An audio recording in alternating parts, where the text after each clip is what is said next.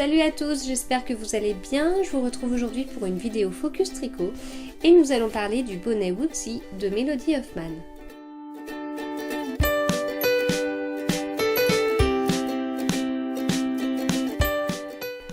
Alors, le bonnet Woodsy de Melody Hoffman, c'est ce bonnet. Voilà. Donc c'est un bonnet avec un motif alors moi j'aurais dit sapin, un motif de sapin. Alors moi ce que je vois c'est un sapin avec des flocons de neige sur les côtés. Voilà. Mais c'est vrai que le motif peut faire penser aussi à une feuille ou à une plume. C'est un modèle qui se tricote en fingering, donc moi c'est la première fois que je me faisais un bonnet en fingering. J'ai toujours fait des bonnets en laine plus épaisse, mais j'avais vraiment envie d'en faire un parce que je trouve forcément le rendu plus fin. Et puis, je suis assez frileuse et sortir tout de suite mes énormes bonnets alors qu'il fait pas si froid que ça pour les autres, ça m'ennuie un petit peu. Donc voilà, un bonnet intermédiaire, je trouvais ça pas trop mal.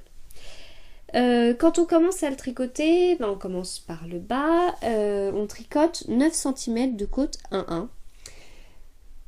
Pas des côtes torse, hein, des côtes 1-1. Et là, comme vous voyez, ça fait pas 9 cm. En fait, ce qu'on fait, c'est qu'on tricote, on commence par faire un montage provisoire au crochet. On tricote nos 9 cm, ensuite on enlève le montage provisoire. On l'enlève pas comme ça, enfin on récupère au fur et à mesure la maille laissée avec une autre aiguille, une autre aiguille circulaire ou des doubles pointes. Et ensuite, quand on tricote le premier rang du bonnet en jersey envers, en fait, on a d'un côté je sais pas si vous arrivez à visualiser, en fait on a un côte comme un bord-côte, quoi, un rond de côte où d'un côté on a une aiguille sur le haut des côtes et pareil sur le bas des côtes. Là on plie nos côtes en deux, on a d'un côté les deux pointes et ensuite de l'autre côté avec une aiguille on va prendre les deux mailles ensemble à l'envers et on va tricoter comme ça, ce qui va en fait fermer les côtes et faire cet effet hyper propre au bord. Là, comme ça, un effet retourné.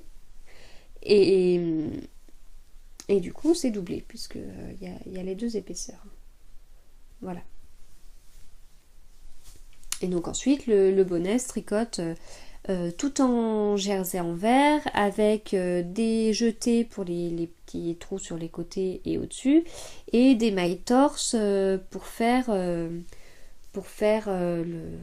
que je vois comme un sapin. Pour faire cet effet-là, alors comme c'est des torsades de 2 mailles, je pensais, comme sur le manzo, que je pouvais éviter d'utiliser une aiguille à torsade, mais comme c'est des mailles torse, du coup, j'ai pas trouvé d'autre solution que d'utiliser une aiguille à torsade. Alors je vous avoue que j'ai jamais vraiment regardé de plus près toutes les vidéos qu'on peut voir, tout ce qu'on entend avec tricoter des torsades sans aiguille à torsade. J'ai jamais creusé ce truc là. J'aurais peut-être dû pour ça, mais voilà, là j'ai utilisé mon aiguille à torsade, mais c'est vrai que souvent quand on a des torsades que de 2 mailles, on n'est pas obligé, on peut d'utiliser une aiguille à torsade, on peut réussir à piquer dans les mailles sans pour autant faire tomber des mailles d'une aiguille. Je sais pas si c'est très clair ce que je dis, mais bon. Voilà, et donc une fois qu'on a fait tous nos motifs et tout, là on recommence avec des mailles torse, et puis c'est là qu'on vient faire petit à petit nos diminutions. Au bout j'ai mis un gros pompon. Alors je vous avoue que je pensais pas qu'il allait être aussi gros que ça. Si je vous montre sur le modèle, je pense pas que le pompon fasse aussi gros.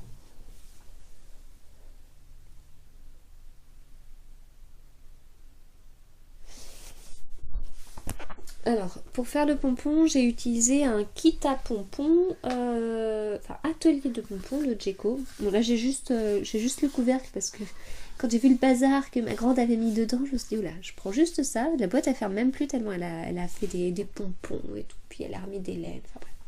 Donc c'est vendu avec le kit et 3 petites pelotes, mais elles sont vraiment toutes petites. Je crois que c'est des pelotes de 25, non même pas 25 grammes. Oh, je sais plus, mais c'est vraiment des toutes petites pelotes. Alors, après ça, c'est ce qui sert à faire les pompons. Alors, je ne sais pas si vous connaissez, hein, je fais peut-être une démonstration dans le vide. Donc, en fait, ça, c'est composé de 2 parties, et chaque partie est composée elle-même de 2 parties. Et tout est aimanté. Voilà. Et toute partie est remplaçable. Voilà, c'est 4 morceaux totalement identiques.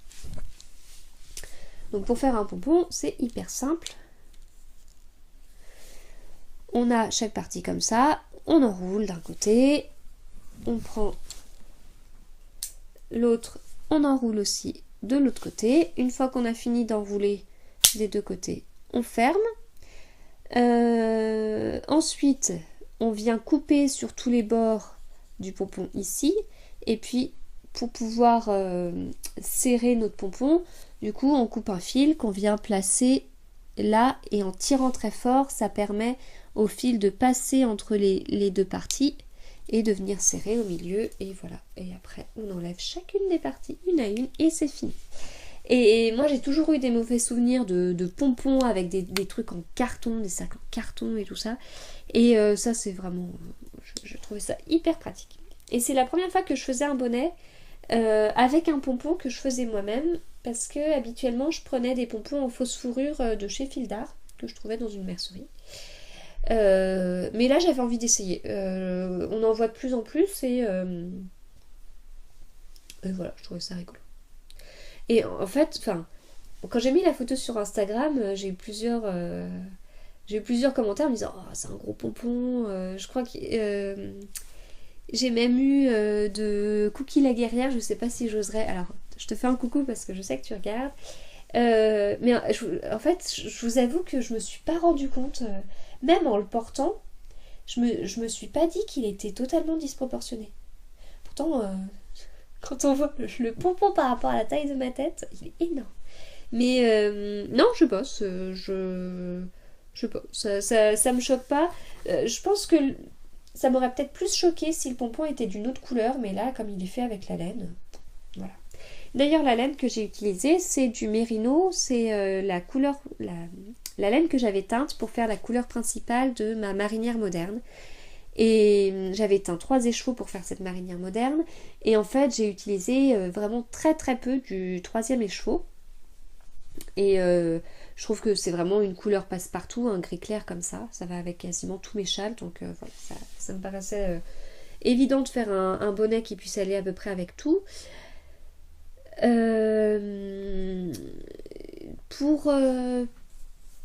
Pour faire juste le bonnet, j'ai utilisé 42 grammes, donc 168 mètres, sans le pompon. Et je dis bien sans le pompon. J'ai pas pesé après avoir fait le pompon, mais alors le pompon, il a utilisé énormément de laine. Enfin, j'avais mon cake qui était plutôt bien fourni. Je trouve même que quand on appuyait dessus, voilà, il avait encore de la tenue.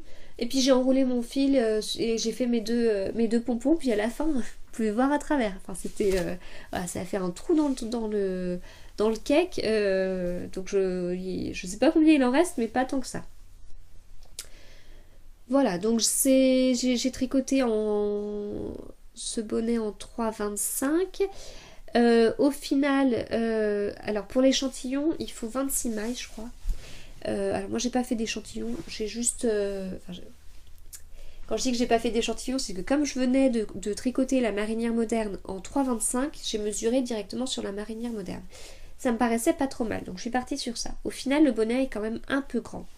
Tellement que si je le porte comme ça, derrière ça pendouille là, l'effet slouchy ou je sais pas quoi là.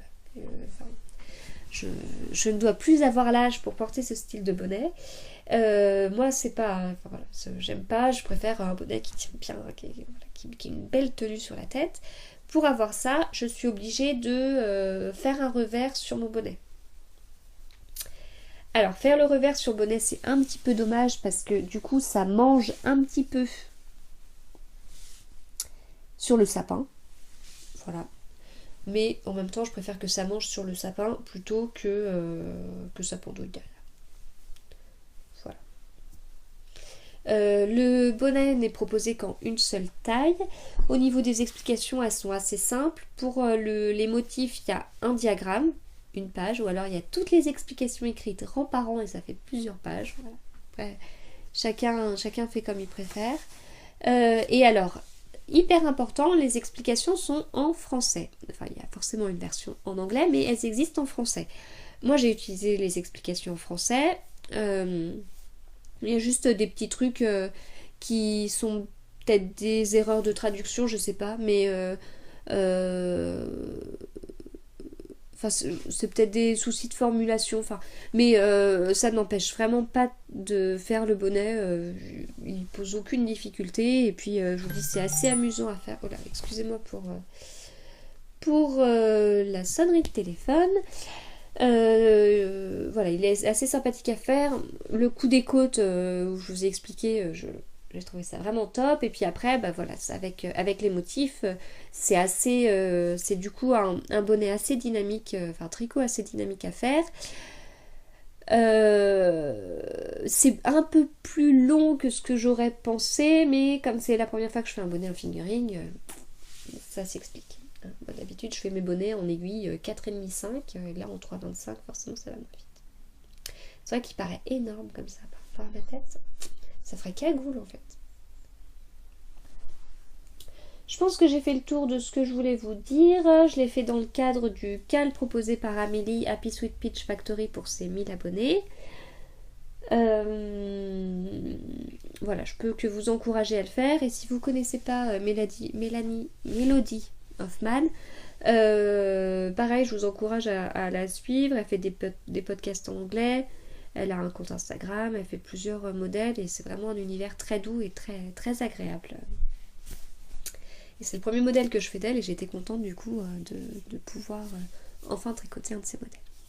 Voilà, c'est tout ce que j'avais à vous dire. Si vous avez des questions sur le modèle, n'hésitez surtout pas. J'y répondrai avec plaisir.